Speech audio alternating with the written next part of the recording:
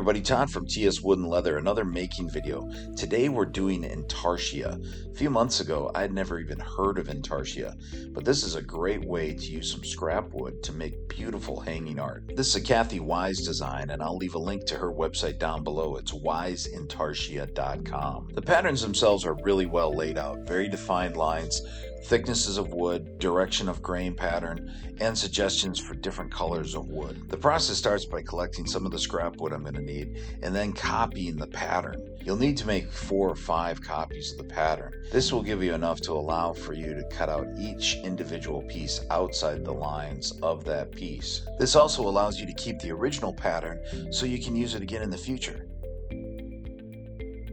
I use 3M Super 77 spray adhesive to attach the pattern pieces directly to the wood. This worked really well, but even with a heat gun it was hard to get the template pieces off the wood and left a lot of glue residue. I learned a better technique is to use clear contact paper on the wood surface and then glue the template pieces onto the contact paper.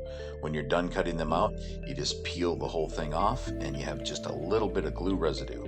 Much easier than what I did here. Also, the clear contact paper technique works really well because it allows you to see the wood grain through the contact paper. Intarsia uses the wood grain to show direction and flow, so it's critical to place the pattern pieces with the correct wood grain. So with everything glued up, it's time to head over to the scroll saw. This is my first project of Intarsia, and I've never done scroll saw work, so I picked up an economical first step, which is the WEN Basic Model 16-inch scroll saw. You can get one of these for $120 on Amazon. It comes with a various set of blades. Most of them are pin blades with adapters to use pinless blades, but it has its limitations. The top arm is fixed and it doesn't have quick disconnects for the blades, so it makes it hard if you're going to do an inside cut through a hole where you need to place the piece of wood over the blade to start your cut, like I did here. Higher-end, larger professional scroll saws have a movable upper arm, quick disconnects, and use pinless blades, which are thinner. But for an economical start to scroll sawing, the WEN was just fine.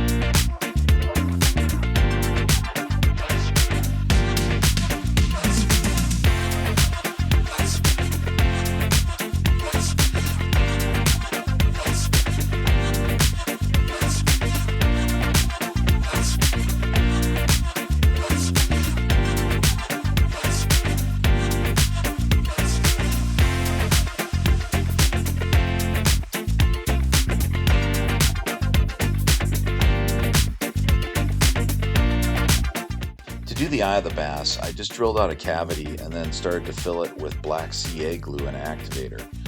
I repeated this several times until it was built up and then sanded it down. Once it was done and polished, it looked glossy and looked like a real eye. It worked pretty well.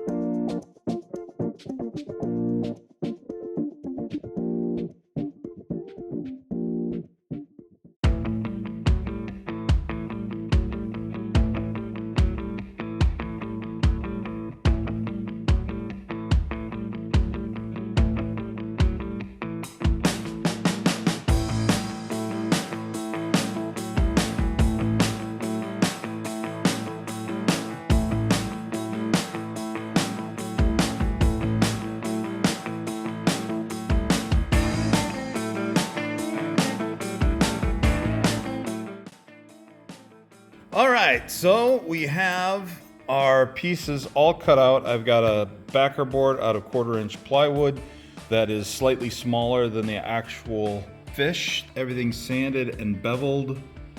I've got the head done with the eye made out of epoxy, black epoxy, instead of using wood. That shines up really nice and looks kind of like an eye. So next thing is to glue it up.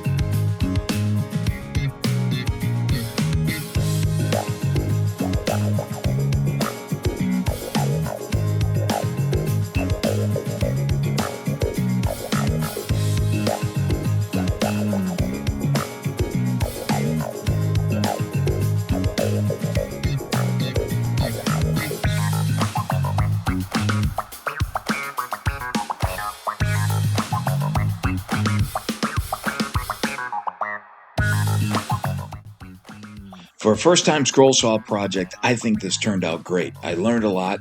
I'm going to pass along tips and hints in the next set of videos.